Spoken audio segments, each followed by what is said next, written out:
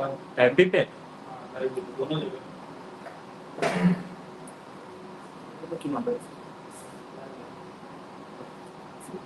आपके एंगल में आ रहा हूँ क्या?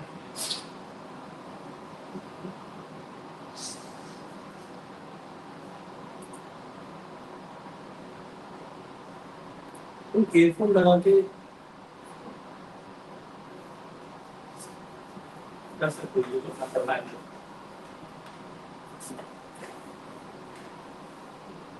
यूनियन टेरिटरी को हिंदी में क्या बोलते हैं? केंद्र शासित प्रदेश। चलो स्टार्ट करें। देखिए रात के 8:30 बज रहे हैं, तारीख है 29 अप्रैल। इस पूरे अप्रैल के महीने में 4 राज्य, एक यूटी में इलेक्शंस थे और ज्यादातर जो निगाहें थी देश भर में वो बनी हुई थी बंगाल के चुनाव के ऊपर। बाकी राज्यों में भी हुए, लेकिन जिस तरीके से आप एक चीज देखिए कि इस वक्त इंडिया में सिर्फ 2 महिला मुख्यमंत्री हैं, उनमें से एक दिल्ली में है बीजेपी प्रशासित राज्य रेखा गुप्ता और दूसरी ममता बनर्जी, जिनको इस इलेक्शन में बीजेपी ने हराने के लिए ना जाने एड़ी चोटी कहां कहां का जोर लगाया। 3 लाख की फौज उतार दी गई, सीएपीएफ सीआरपीएफ अलग अलग बल डालेगा। और आज उसी राज्य का दूसरा चुनाव जो है खत्म हो चुका है। ज्ञानेश कुमार सीईसी ईसीआई के जिन्होंने बताया कि हिस्टोरिक इंडिपेंडेंस के बाद से पहली बार ऐसा हुआ है कि स्टेट में इतनी हाई टर्नआउट देखी गई है वोटर्स की। 91.4 के आसपास परसेंटेज रही। तो आज बात करेंगे कि क्या क्या देखने को मिला आज पूरे दिन बंगाल चुनाव के दूसरे फेज में। मेन वीआईपी सीट्स की जो हॉटस्पॉट्स रहे आज के चुनाव में उनकी बात करेंगे, अलग अलग पोलस्टर्स के डेटा की बात करेंगे। और आप इसी के साथ आज देख रहे हैं हिंदी टॉक। मेरा नाम है मृणाल और मेरे साथ है मेरे साथी असद जी। तो आज उसी बारे में बात करेंगे। पहले असद जी शुरू करते हैं कि टर्नआउट के बारे में, कि बंगाल में कहां कहां कितना टर्नआउट रहा, किन सीटों पे क्या क्या देखने को मिला, उसके बारे में कुछ बताइए दर्शकों को। बहुत बहुत शुक्रिया मिनाल आपका। देखिए पहली बात, जो एक बात कोई भी न्यूज चैनल या मीडिया चैनल दिखा नहीं पा रहा है, हम हिंदी टॉप पे आपको बताएंगे कि बंगाल में वोटिंग का पैटर्न इतना ही ज्यादा रहता है। अक्सर मीडिया चैनल इस पे बहुत ज्यादा हाइप क्रिएट कर रहे हैं कि वोटिंग क्यों इतनी ज्यादा हो रही है। 2021 में जब कोविड पीक पर था, जी याद होगा आपको, तब बंगाल में जो वोटिंग हुई थी ना वो 82%। तो इस बार वोटर टर्नआउट फिर भी अगर हम उस हिसाब से लें तो वो 8% भी ज्यादा है। तो इस हिसाब से अगर हम देखें तो कोई ऐसा नहीं है कि वोटिंग ज्यादा हो रही है तो भाजपा आ जाएगी या टीएमसी हार जाएगी या कुछ भी जो आंकलन लगाया जा रहा है, ऐसा बिल्कुल नहीं है।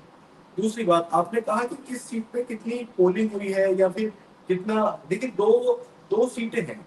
अगर हम देखने की तरफ जाए, अभी तक का जो इलेक्शन कमीशन का डेटा है वो बता रहे हैं कि कुल 90% जो है, सबसे ज्यादा 90% के करीब पोल हो गए। 90% का मतलब यह है कि सिर्फ 10% लोग रह गए जिन्होंने वोट नहीं डाला। अगर ऐसा हो जाता तो शायद इतिहास दर्ज हो भी जाएगा कि 10% लोग वोट नहीं डालते। दूसरी बात, 2 सीटें हैं, मैं आपको बता दूं। सबसे ज्यादा जो वोट प्रतिशत हुआ है वो सीट है पूर्वी बर्धमान जी, उसपे 92.46% पोलिंग हुई है। और सबसे कम पोल हुआ है 86.11, वो है कोलकाता साउथ जी, ठीक है।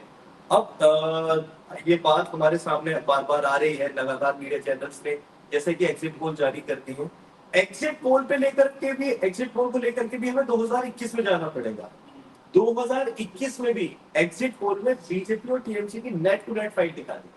देखिए एग्जिट पोल का खेल इतना खतरनाक है। नेट टू नेट फाइट भी कुछ ही पोलस्टर्स ने दिखाई थी, बस 1-2 पोलस्टर्स ने जो थोड़ी बहुत जगह दे भी रहे थे। नेट टू नेट मैं मान रहा हूं, अगर 2021 में बीजेपी को 112 सीट दे रहे थे तो टीएमसी से नेट टू नेट फाइटिंग थी, क्योंकि आखिरी आंकड़े की भाजपा से 77 का आंकड़ा छू पाई थी। देखिए ये पैटर्न सभी को समझना पड़ेगा कि पहले हाइप क्रिएट की जाती है, ग्राउंड पे जाकर के उन लोगों से बात की जाती है जो भाजपा के ही समर्थन में, भाजपा को ही समर्थन करते आ रहे हैं या भाजपा बहुत सीट है।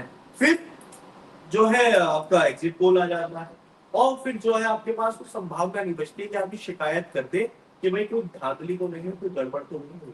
आज आपने देखा एक चीज को नोटिस किया, जैसे ही ये पता चला कि वोटिंग मशीन पे बीजेपी के जो बैलेट होता है जी, उसको जी। ढका हुआ था, तो ईसी ने कितनी जल्दी कार्रवाई करी। आप टीएमसी के पोल पे लगा करके देख लीजिए, 5 साल की कार्रवाई नहीं होगी कि ऐसा क्यों किया। ये जिस चीज की आप बात कर रहे हैं, मैं अपने दर्शकों को बताना चाहूंगा कि आज ऐसा 2 सीट्स पे देखा गया और दोनों सीट्स जो है खुद में हॉटस्पॉट्स रहे। एक का फाल्टा सीट जहां से जहांगीर खान साहब, वही सिंघम और पुष्पा वाला, अगर आपने वो कंट्रोवर्सी फॉलो की होगी, देखी होगी, तो एक उनकी सीट फाल्टा में ऐसा देखा गया, आरोप लगाए गए बीजेपी के उम्मीदवार देवांशु घोष द्वारा कि उनकी जो बटन थे, उनके बटन पे ऐसे टेप या फिर मार्कर कुछ लगाया गया। उसी के साथ साथ पानीहाटी सीट है जहां से आजीकर विक्टिम की माता जी बीजेपी की सीट से खड़ी हुई है, वहां पे भी ऐसा आरोप लगाया गया कि बटन के साथ छेड़छाड़ हुई है, बटन पे कुछ लगाया गया है, काला मार्कर या फिर टेप लगाया गया है, जिसको बाद में सैनिटाइजर की मदद से साफ किया गया। और वहीं पानीहाटी में एक और चीज देखने को मिली कि जब आई थी, जब आजीकर विक्टिम की माता जी आई थी वहां पे देखने के लिए कि कैसा टर्नआउट है, लोग क्या टर्नआउट कर रहे हैं, तो उस वक्त देखा गया कि टीएमसी के कुछ वॉलंटियर्स थे, सपोर्टर्स थे, जिन्होंने नारे लगाए उनको वापस वहां से जाने के लिए, और उन पे आरोप लगाया कि आप ज्यादा कुछ नहीं कर रही हैं, आप बस वोट काट रही हैं टीएमसी के, आप इन्फ्लुएंस कर रही हैं उस तरीके से वहां के इलेक्शन को। तो आपको लगता है कि ये जो बात, ये जो आरोप लगा के उन पे कि वो इन्फ्लुएंस कर रही है वोटर डिसीजन पैटर्न को, वो आपको कितनी हद तक सही लगती है? ये इलेक्शन के वक्त में कोई एक ट्वीट, कोई एक बयान, आप देखिए ममता बनर्जी ने नैरेटिव चलाया मछली और नॉनवेज वाला, बीजेपी की आर्मी उतर गई कि हम भी मछली खाते हैं। इवन पूर्व केंद्रीय मंत्री अनुराग ठाकुर ने मछली खा करके मंगलवार के दिन सिंदूर लगा करके सिंदूर कह रहा हूँ, तिलक लगाकर मछली खा करके दिखाया। उन्होंने नैरेटिव बना दिया। नैरेटिव का सिर्फ इतना इम्पैक्ट है कि ट्विटर पे आदमी बिठाइए, आप किसी के खिलाफ भी नैरेटिव बनाते हैं। दूसरी बात, एक आपने ये सवाल किया कि ये सारे में एग्जिट पोल का चल रहा था।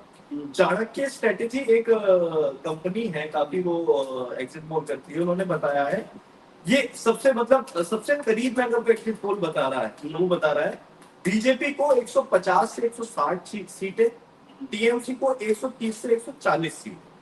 अब आप मुझे बताइए कि इतना नेट टू नेट फाइट जब कोई स्ट्रेटेजिस्ट टीम बता रही है तो उसका क्या मतलब? आपने जिस पोलस्टर की बात की चाणक्य, ये वही पोलस्टर है जिनका 2021 में भी जो डेटा था, सबसे ज्यादा बैलेंस इन्हीं का डेटा था, जो नेक टू नेक लेके चले थे। बाकी सारे पोलस्टर्स का एक तरफा था कि वो बीजेपी की स्वीपिंग बता रही थी। जब भी पोल की बात आती है तो मुझे सुप्रीम कोर्ट का वो फैसला याद आ जाता है जो दिल्ली में 2020 में चुनाव आया था। 2020 में दिल्ली में सुप्रीम कोर्ट ने कड़ा रुख अपनाते हुए कहा था कि एग्जिट पोल के बारे में, कि एग्जिट पोल पर पाबंदी लग जानी चाहिए। एग्जिट पोल जब भी आप देखिए कि वोटिंग के बाद ये सारी चीजें होनी शुरू हुई है, वरना तब तक क्या होता था कि पोलिंग से पहले किसी दिन भी आप ऐसे पोल डालते थे कि माइंड डाइवर्ट करना।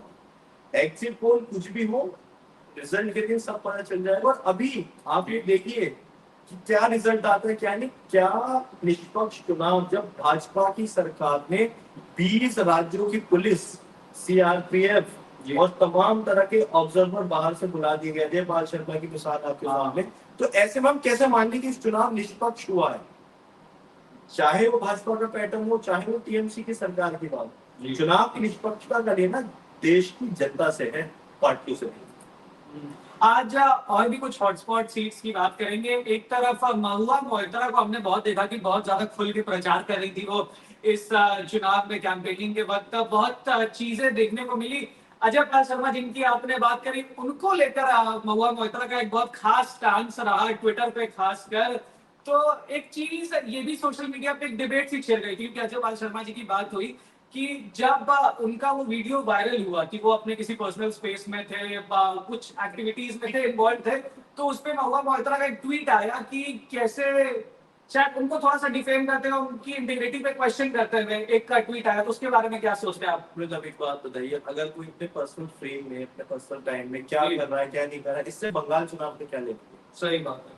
महुआ मित्रा हो, सायोनी घोष हो, ममता बनर्जी हो, अमित शाह हो, योगी आदित्यनाथ, तो कोई भी हो, सुवेंदु अधिकारी, पर्सनल स्पेस। हाँ, अगर स्टेज पे आकर के कोई ऐसा बयान देते हैं, स्टेज पे कोई बात कहते हैं, तभी तो वो जनता के हित की बात होगी ना। इस तरह के ट्वीट करना या कुछ बोल देना, उससे जनता को कोई हित हल नहीं हो रहा। आप चलिए एक बार जो हॉटस्पॉट सीट्स है वहां के वोटर टर्नआउट के बारे में बात करते हैं। राज्य में जो था मेन डिस्ट्रिक्ट्स के वोटर टर्नआउट की तो हमने बात करी कि टॉप पे कौन है, बॉटम पे कौन है। सबसे पहले जो इस चुनाव में जहां पे असली खेला हुआ है, जहां पे असली खेला होने की गुंजाइश थी, जिसपे पूरे देश की नजर थी, सिर्फ बंगालियों की नहीं, नॉन बंगालीज की, दूसरे स्टेट के हर इंसान की नजर थी, वो था भवानीपुर का सीट। क्योंकि वहां पे neck to neck head on head जो कंपटीशन था ममता बनर्जी और शुभेंदु अधिकारी का, पिछले बार भी देखा गया था कि कैसे दोनों ने सेम सीट पे एक दूसरे के दोनों अगेंस्ट पे, और वहां पे वेरी सरप्राइजिंगली एक इंसान जो टीएमसी से निकल के आता है बीजेपी में जाता है, ममता दीदी के अपने गढ़ में शुभेंदु अधिकारी ने उनको हरा दिया था। फिर बाई इलेक्शन हुए, भवानीपुर आके उन्होंने अपनी सीट बचाई, अपनी चीफ मिनिस्टर की जो गद्दी है वो बचाई। और इस बार अब ऐसा हो गया कि जानबूझ के ऐसा कुछ माहौल लग रहा है कि जानबूझ के बस कि नहीं, दोनों लीडर्स आपस में ही भिड़ेंगे। तो भवानीपुर पे आ गए अपना शुभेंदु अधिकारी, तो अब दोनों इस बार 85.51% जो है टर्नआउट देखा गया आज 5 बजे तक भवानीपुर सीट पे। और नॉर्मली नाउ दैट कि मैं खुद बंगाल से हूँ, मैं थोड़ा सा बंगाल का माहौल जानता हूँ, वहाँ की चाय डाल जानता हूँ। भवानीपुर एक अर्बन सेंटर है, शहरी इलाका, ज्यादातर वोटर्स भी वैसे अर्बन वोटर्स है वहां पे, कोलकाता जी कोलकाता जैसा। तो एक अर्बन सेंटर में इतनी ज्यादा परसेंटेज की वोटिंग आना, क्योंकि होता है कहीं ना कहीं जो अर्बन इलाकों में जो लोग होते हैं, एवरेज जो वहाँ के सिटीजन्स लोकल्स होते हैं, उनके मन में होता है कि अपना काम धंधा छोड़ के वोट डालने क्यों जाए। तो ये कहा गया, बहुत सारे पॉलिटिकल एक्सपर्ट्स का ऐसा कहना है कि 85+% किसी अर्बन सेंटर पे आना, वो भी खुद में पहली बार, और बहुत बड़ी जीत दिखाता है। तो उसके बारे में आप क्या कहेंगे कि इतनी ज्यादा परसेंटेज, और जो दोनों की आपस में जो कंपटीशन चला हुआ वहां, उसके बारे में क्या सोचना? पिछली बार से फिर से शुरू कर दूं। जी, जी, जी। अक्सर जब हम चुनावों की बात करते हैं पिछली बार का पैटर्न भूल जाते हैं। जी ममता बनर्जी पिछली बार अगर चुनाव हारी थी, जी। It was strategically bold. वो स्ट्रेटेजी थी कि अगर मैं एक सीट पर रहूंगी, मैं वहां फंसी रहूंगी। आप देखिए अमेठी का चुनाव याद करिए, अमेठी जी। लोकसभा पे जब राहुल गांधी 2019 में चुनाव हारे थे, तो 24 में उन्होंने वहां से चुनाव ही नहीं लड़ा, लोगों ने कहा अरे भाग गए ये हुआ, मतलब बीजेपी ने और सबने। लेकिन आप देखिए उन्हें किसने चुनाव हरा दिया? स्मृति ईरानी को, जिन्होंने राहुल गांधी, किशोरी लाल शर्मा। जी। कहने का मतलब ये कि आप ममता बनर्जी की सिचुएशन समझिए। ममता बनर्जी पार्टी के राष्ट्रीय अध्यक्ष है, मुख्यमंत्री है और मुख्य चेहरा भी। उनके पास 294 सीटों की जिम्मेदारी आती है।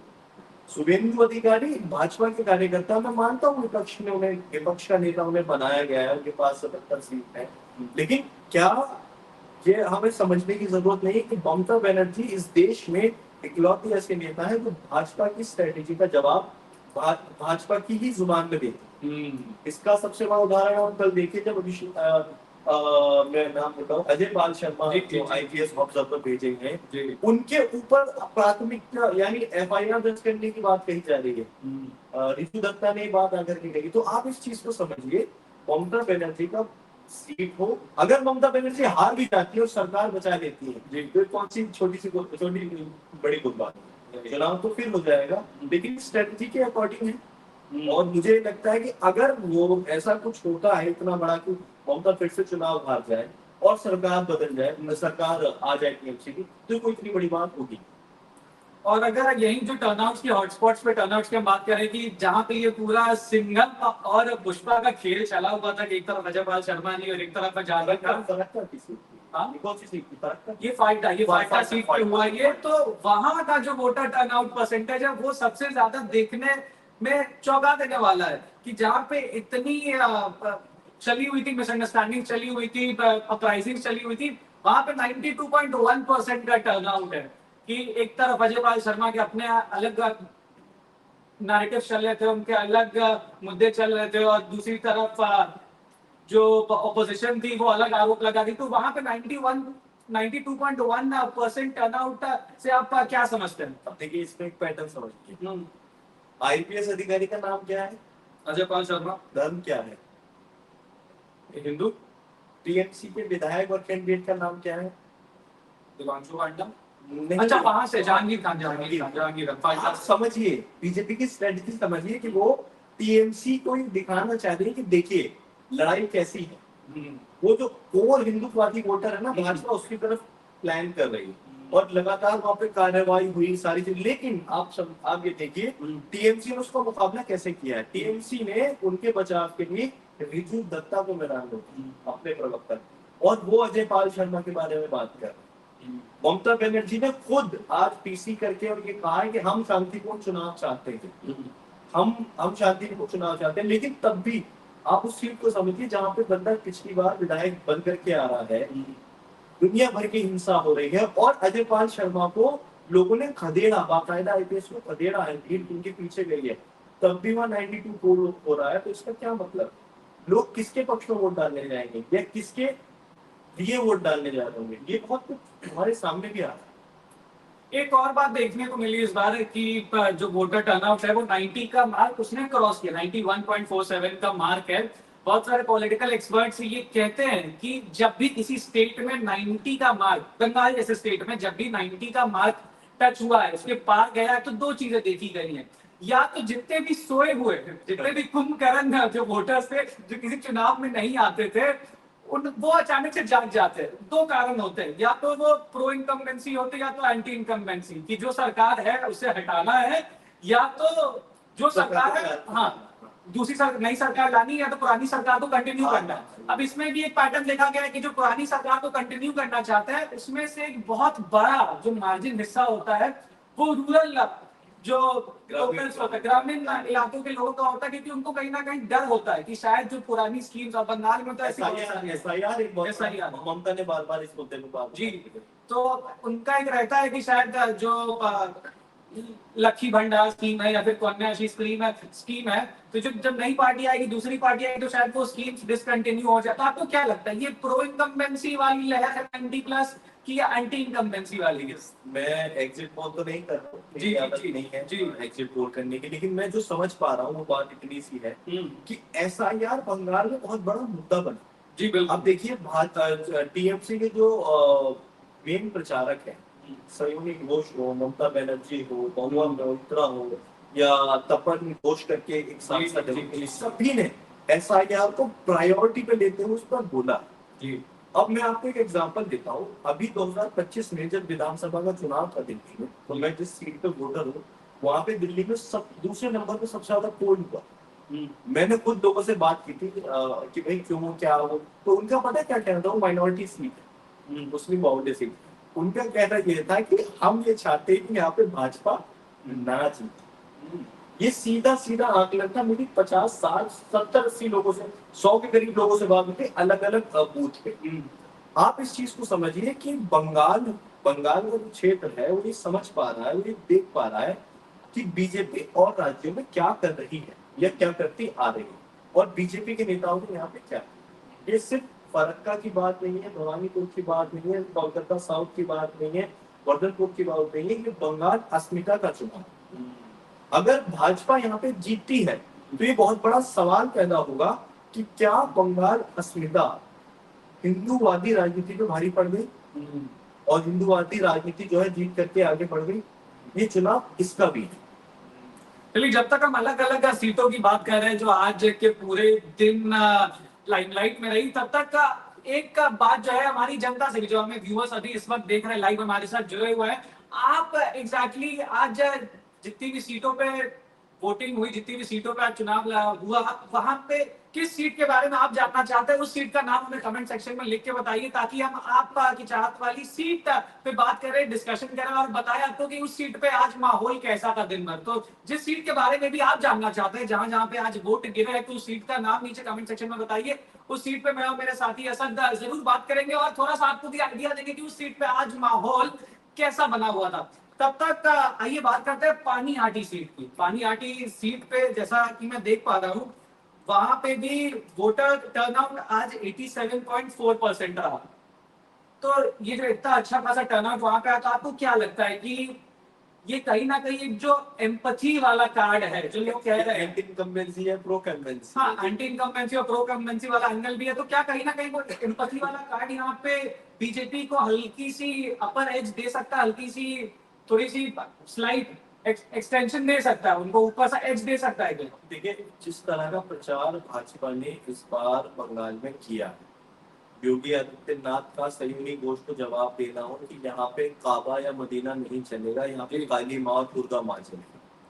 अमित शाह का खुले तौर पर यह कहना हो कि 4 मई ईदी गई, दुनिया भर का पूरा प्रोपेगेंडा हो, या नरेंद्र मोदी का लगातार प्रचार करना हो और शुभेंदु अधिकारी का हार्डकोर प्रचार करना, ये इस तरफ तो जरूर इशारा करता है कि जो हिंदूवादी वोटर है या जो भाजपा का समर्थन करने की एक मतलब देखता हुआ आ रहा है, भाजपा को वोट हो या सीटें हो, उसमें बढ़ोतरी तो हो सकती है जी।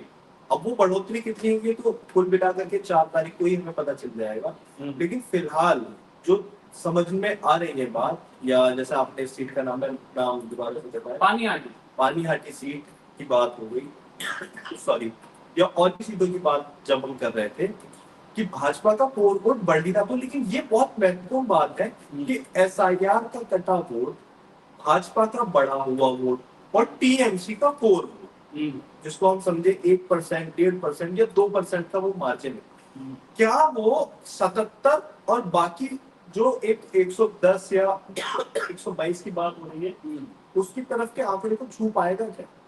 ये महत्वपूर्ण होगा 4 तारीख को देख।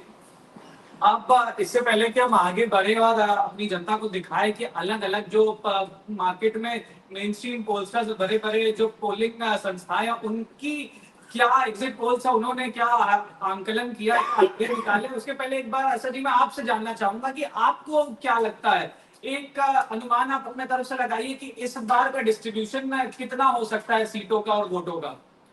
देखिए मैं मतलब मेरा मान है, मेरा जी आपको क्या लगता है, जो भी अभी तक आपने डेटा देखा और क्या लगता है रुझान किस तरफ जा रहा है, कितने का डिस्ट्रीब्यूशन हो सकता है? मैं आपको बता तो दूंगा, लेकिन एक शर्त पे, जी आप लाइव आकर के कांग्रेचुलेशन कहेंगे तो मेरा आंकलन सही हुआ। जी बिल्कुल मैं लाइव आके आपको बधाई दूंगा। मैं बताते हैं, भाजपा की सीटें 70 से 90 के बीच रहनी चाहिए, इसके आसपास भाजपा की सीट आ जानी चाहिए, और TMC अपनी सरकार चौथी बार बनाने वाली जी, ये आंकलन रहेगा। अब इसमें थोड़ा प्लस माइनस +5 +10 तो हम मान सकते हैं, लेकिन और तीसरी बात जिसे जिसका हम डिस्कस भी नहीं कर पा रहे, कांग्रेस अपना खाता शायद ही खोल पाए, जो एग्जिट पोल्स भी दिखा रहे हैं और जो चर्चा भी है। और तीसरी बात, लेफ्ट दल जो हमारे CPM और वगैरह वगैरह 2 या 3 पार्टी गठबंधन में लड़ रही है, शायद उनका वोट पोल या उनकी सीटें भी माइनस की तरफ जाने की तरफ है। वो कितनी जाएंगी ये भी नहीं कहा जा सकता,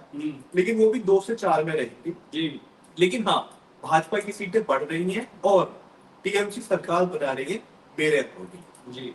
आपने लेफ्ट की बात करी, कांग्रेस की बात करी कि लेफ्ट और कांग्रेस के तरफ चांसेस बहुत कम है कोई भी सीट जाए, बहुत सालों से बहुत टर्म से देखा भी गया है कि लेफ्ट और कांग्रेस का नामो निशान बंगाल में ऑलमोस्ट गायब है।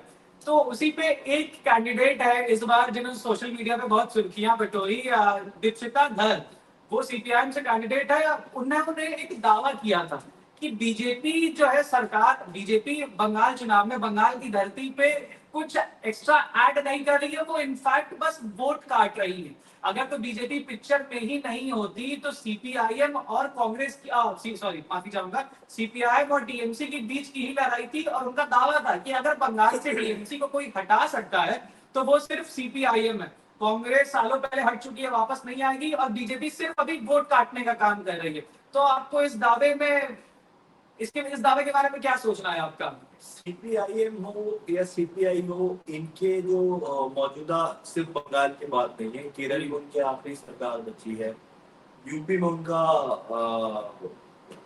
मतलब लड़ने का या जीतने का पैटर्न हम देखें और राज्यों में देखें, बिहार में भी अभी हमने देखा कि उनकी स्थिति क्या रही। देखिए एक बात समझ लीजिए, एक बात समझनी चाहिए कि आप अपने उसूलों पे राजनीति कर सकते हैं, करनी चाहिए, लेकिन CPIM या CPI जैसे दल या उनको चलाने वाले जो बौद्धिक स्तर पे बैठे हुए लोग हैं, उन्हें समझना पड़ेगा कि ये जो 2026 अप्रैल का महीना है, ये रियल जर्नलिज्म का पार्ट है जी। जो तुरंत मुद्दा आता है, नेता बोलते हैं और सारी चीजें होती हैं। आप देखिए CPIM की अब ये नेता ये बयान दे रही है, उन्हें समझना पड़ेगा कि ठीक है भाजपा सीट वोट काट रही है, वोट काटने के बाद 77 सीटें आती हैं, 80 सीट आती है, सोचने वाली बात। हमें इस तरफ, और आप ये देखिए ना कि आपको कितने ऐसे नेताओं के नाम पता है जो CPIM से चुनाव लड़ रहे हैं या उन्होंने प्रचार में कुछ बोला हो या उनके पास कोई मुद्दा हो, ऐसा कुछ है क्या?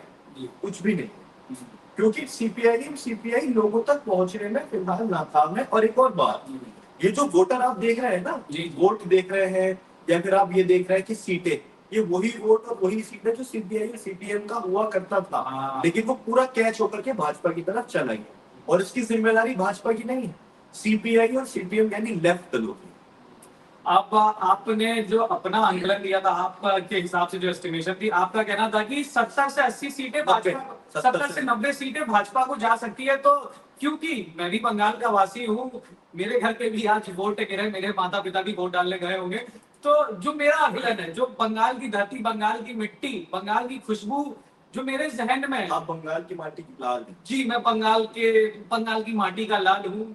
খেলা নিশ্চয়ই হবে, এবারও হবে, কিন্তু তাই জয় বাংলা। জয় বাংলা যে আমার অনুকূलन আছে, তাই আমি শেयर করব। अगर तो कोई बंगाली ऑडियंस होगी तो उन्हें बीच का पार्ट समझ आएगा कि जो मेरा मानना है, जो मेरा आकलन है, जो मेरी अंडरस्टैंडिंग है बंगाल की पॉलिटिक्स को लेके, बंगाल के वोटर सेंटिमेंट को लेके, मैं एक बार वो शेयर करूंगा। उसके बाद हम बढ़ेंगे कि आगे बढ़ेंगे और बताएंगे आपको कि अलग अलग जो पोलस्टर्स, अलग अलग पोलिंग संस्थाओं ने क्या क्या। बढ़ेंगे ये भी बताओ, तो बिहारी टच भी आ रहा है, बढ़ेंगे। और देखिए बंगाल के साथ साथ थोड़ा सा बिहार से कनेक्शन है, रूट्स वहां के है, बंगाल से, बिहार से बंगाल आए थे मेरे माता पिता। खैर, तो मैं आपको बता रहा था कि इससे पहले कि मैं आपको अलग अलग पोलस्टर्स की का डेटा बताएंगे कि उनका क्या आकलन है इस बार आज के चुनाव को लेकर, मैं आपको अपना ये बता दूं कि मुझे क्या लगता है वोटर सेंटिमेंट के अकॉर्डिंग। देखिए 16 में बीजेपी के पास 3 सीट, सिर्फ 3 सीट, फिर वही 21 में देखा गया कि 3 से बढ़कर 77 सीट। तो ये बात तो माननी पड़ेगी कि बीजेपी अपनी प्रेजेंस बंगाल में बना रहा है। एक तबका है, एक ग्रुप है, एक सेक्ट है, एक कम्युनिटी है जो शायद धीरे धीरे बीजेपी की तरफ जा रही है, लेकिन अभी भी बीजेपी का पूरा, बीजेपी जो बनाना चाह रही है स्टैब्लिशमेंट बंगाल में, एक दो टर्म तो मेरे हिसाब से और लग जाएंगे। अगर पिछली बार 77 थे, आपने कहा 70 से 90, इस बार 100 तक, मैं मैक्सिमम 100 तक जा सकता हूँ कि 100 तक की तो छूट दे रहा हूं मैं बीजेपी को कि आए 30 सीटें। आपने इतनी मेहनत करी है, 3 लाख की फौज लगा दी है, आपने दुनिया भर की रिसोर्सेज लगा दिया, आपके सारे बड़े बड़े नेता, जितने भी आपके बिग शॉट मिनिस्टर्स, पॉलिटिशियंस, सब आप सोचिए कि देश भर में इस वक्त, इस अप्रैल के महीने में, देखिए जनता जवान है, जनता सोशल मीडिया पे है, जनता ने देखा होगा कि कैसे इस पूरे महीने कितना कुछ हुआ, चुनावों के अलावा भी इस देश में कितना कुछ हुआ, लेकिन बीजेपी के सारे बड़े चेहरे, प्राइम फेसेस, सब बंगाल की धरती पर उतरे हुए थे। पहले आसाम में थे, आसाम के बाद सब बंगाल आ गए। तो जितना भी जोर लगा दिया इन लोगों ने, बीजेपी के सारे मिनिस्टर्स ने, सारी फौज ने, वो भी सिर्फ एक मुख्यमंत्री के लिए, मुख्यमंत्री साहिबा के लिए, ये देखने वाली बात रहेगी। तो हाँ, इस बार भी एबारो खेला होबे, टीएमसी का पलड़ा भारी रहेगा। बाकी आप हमें जो देख रहे हैं इस वक्त, आप कमेंट सेक्शन में बताइए कि आपको क्या लगता है कि इस बार किसका पल्ला भारी रहने वाला है, कौन कितनी सीटें ले जाएगा, और किस सीट पे आप एकदम कंफर्म्ड है, श्योर शॉट की यहाँ तो या तो टीएमसी या तो बीजेपी। अगर तो किसी सीट के बारे में आपको ऐसा भी लगता है कि सीपीआई या कांग्रेस का चांस है, जो कि फिलहाल देश की जनता में किसी को नहीं लगता है, तो आप वो बता सकते हैं। तब तक चलिए आइए एक बार नजर डालते हैं कि अलग अलग जो पोलस्टर्स है उनके क्या डेटा है, उनका क्या रुझान है। सबसे पहले मेरे सामने पीमार्क का डेटा है। पीमार्क बताता है कि टीएमसी के जो अलायंस है उनको 118 से 138 सीटें मिलने की संभावना है, वाइल बीजेपी जो है 150 से 75 तक जा सकता है। ये पीमार्क का आंकलन है। उसी के साथ साथ पीपल्स पल्स, एक और बड़ी संस्था, उनका मानना है कि टीएमसी की एकदम स्वीपिंग विक्ट्री होने वाली है, 177 से 187, 177, 187। जो मतलब एकमात्र मैट्रिक्स जो जी। टीएमसी को जीता हुआ दिखा रहा है। जी, एक सिर्फ पीपल पल्स है जो टीएमसी को जीता हुआ दिखा रहा है, बाकी सब या तो 50-50 नेक टू नेक बता रहे हैं, और या तो टीएमसी की विक्ट्री, बीजेपी की विक्ट्री बता रहे हैं। और ये पिछली बार भी हुआ था, पिछली बार भी सिर्फ एक चाणक्य था जिसने कहा था कि चांसेस हैं नेक टू नेक कंपटीशन की। 180 सीट्स वो बता रहा था कांग्रेस, सॉरी माफी चाहूंगा, टीएमसी की, और बाकी बीजेपी की। वही लेकिन दूसरी जितनी भी एजेंसियां थी, सबके एग्जिट पोल्स में बीजेपी कई गुना आगे थी। और एक और है जेवीसी ने भी 131 से 152 जो है वो टीएमसी के नाम किए हैं, और 138 से 159 बीजेपी के नाम। मैं एबीपी लाइव का आपको बता देता हूँ। जी। लाइव बताता है बीजेपी को 178 से 208 सीट जी। टीएमसी को 85 से 110 सीट, और अदर में आप एमआईएम, कांग्रेस, किसी को भी रख सकते हैं, उनको 0 से 5 सीट। और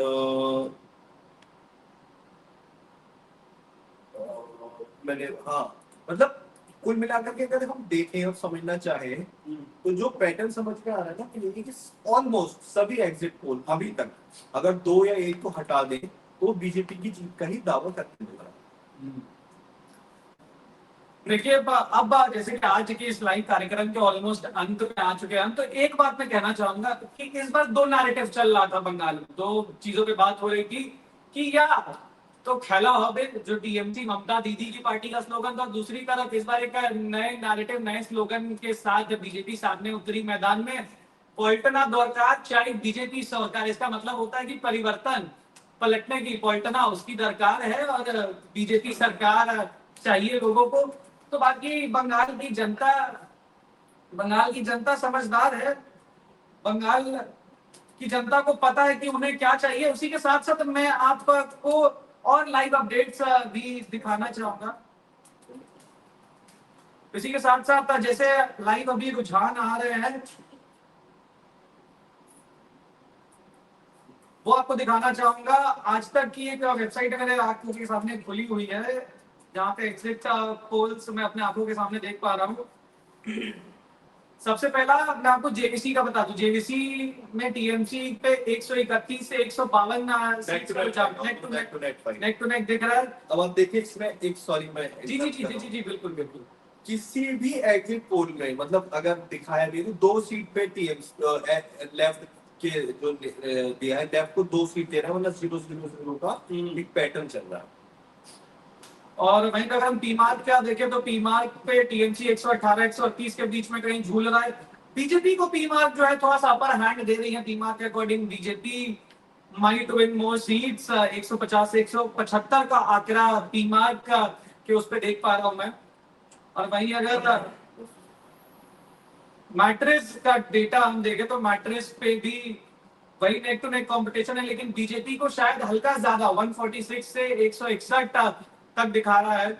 और फिर पीपल्स पल्स भी एक बहुत मशहूर पोलिंग इंस्टीट्यूट है, तो उनके अकॉर्डिंग एक लौती पीपल पल्स ही है। अभी जितने अलग अलग जो संस्थाएं हैं जो पोलस्टर्स है, उसमें सिर्फ पीपल पल्स का आंकड़ा है जो बता रहा है कि टीएमसी की बहुमत है, स्वीपिंग विक्ट्री 177 से 187 तक का मार्क बता रहे हैं, और बीजेपी को 95 से 110 सीटें दिखाई उन्होंने। और वही जो पिछले साल जो सबसे बैलेंस जिनका डेटा रहा था, उनके अकॉर्डिंग ये देखने वाली बात है, उनके अकॉर्डिंग इस बार बीजेपी को 150 से 160 सीटें मिल सकती हैं और टीएमसी को 130 से 140। बाकी आप हमें कमेंट सेक्शन में बताते रहिए लगातार कि आपको क्या लगता है कि इस बार किसका पलड़ा भारी होगा, कौन जीतेगा कौन हारेगा। कल हम फिर से लाइव मिलेंगे आपको, और 4 तारीख को भी हम लाइव मिलेंगे, और होपफुली देखते ये है कि टीएमसी और बीजेपी की लड़ाई में पश्चिम बंगाल की जनता को कितना फायदा मिलेगा। जी, तब तक के लिए ऐसे ही और खबरों कहानियों और किस्सों के लिए जुड़े रहे द हिंदी टॉप से। अगर अभी तक आपने हमारे बाकी सारे अन्य प्लेटफॉर्म्स पर फेसबुक, इंस्टाग्राम, ट्विटर पे लाइक, फॉलो, शेयर, सब्सक्राइब नहीं किया तो जल्द से जल्द करिए, क्योंकि बाकी जो मीडिया हाउसेज है, खासकर की मेन स्ट्रीम वाली मीडिया हाउसेज, वो आपको शायद सिर्फ एक तरफा सच दिखाएंगे, मगर हम आपको वो दिखाएंगे जो असल में हो रहा है, बिना किसी भी पक्षपात, बिना किसी भी बायस। खबर आपकी अपनी बोलचाल की भाषा में और सच खबर बने रहिए। धन्यवाद, शुभ रात्रि, शब्बा खैर।